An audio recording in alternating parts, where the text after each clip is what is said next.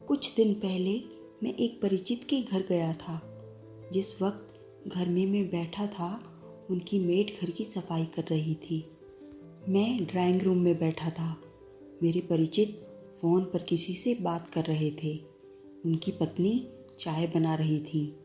मेरी नज़र सामने वाले कमरे तक गई, जहाँ मेड फर्श पर पोछा लगा रही थी। अचानक मेरे कानों में आवाज़ आई, बुढ़िया, अभी ज़मीन पर पोछा लगाया है, नीचे पाँव मत उतारना, मैं बार बार यही नहीं करती रहूँगी। मैंने अपने परिचित से पूछा, माँ कमरे में है क्या? हाँ। जब तक चाय बन रही है मैं माँ से मिल लेता हूँ। हाँ हाँ, लेकिन रुकिए, अभी अभी शायद पोछा लगा है, सूख जाए फिर जाइएगा। क्यों? गीला है तो मैं दोबारा लगाएगी? नहीं लगाएगी तो थोड़े निशान रह जाएंगे फर्श पर, क्या फ़र्क पड़ेगा? परिचित थोड़ा हैरान हुए, भैया ऐसा क्यों कह रहे हैं? तब तक मैं कमरे में चला गया था। गीले फर्श पर पाँव के खूब निशान उकेरता हुआ मैं माँ के पास गया। मैंने उनके पाँव छुए और फिर उनसे कहा कि चलिए आप भी ड्राइंग रूम में, वहाँ साथ बैठकर चाय पीते हैं।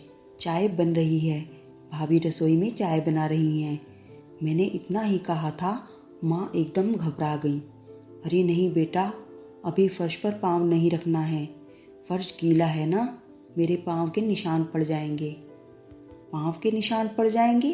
वाह, फिर तो मैं उनकी तस्वीर उतारकर बड़ा करवाकर फ्रेम में लगाऊंगा। आप चलिए तो सही। पर माँ बिस्तर से नीचे नहीं उतर रही थी। उन्होंने कहा कि तुम चाय पी लो बेटा। तब तक मेरे परिचित भी माँ के कमरे में आ गए थे।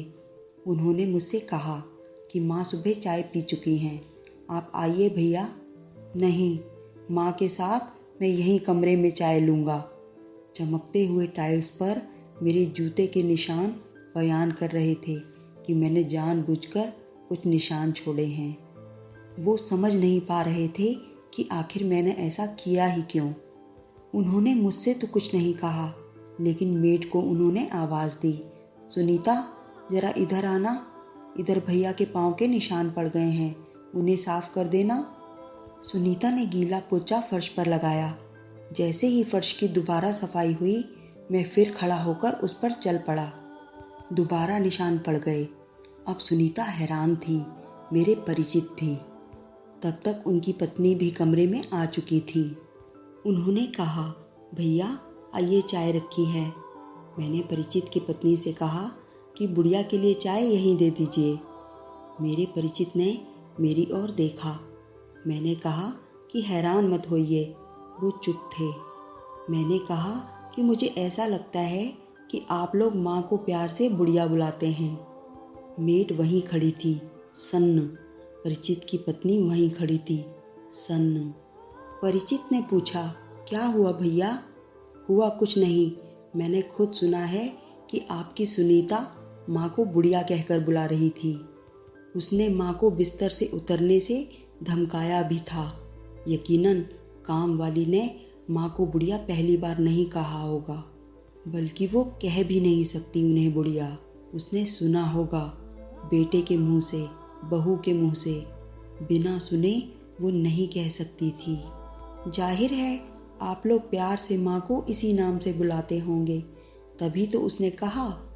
पल भर के लिए धरती हिलने लगी थी। गीले फर्श पर हजारों निशान उभर आए थे। मेरे परिचित के छोटे छोटे पाँव के निशान वहाँ उभरे हुए हैं। बच्चा भाग रहा है, माँ खेल रही है बच्चों के साथ साथ। एक निशान, दो निशान, निशान ही निशान।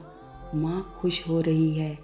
बेटे के पाँव देखकर कह रही है, देखो तो इसके पाँव के निशान।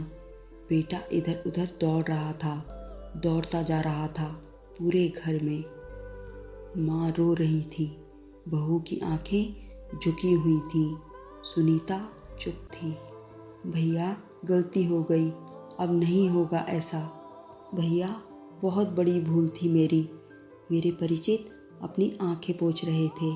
मैं चल पड़ा, सिर्फ इतना कहकर कि आंखें ही पोंछनी चाहिए, उस फर्श को तो चूम लेना चाहिए, जहाँ माँ के पाँव के निशान पड़े हों।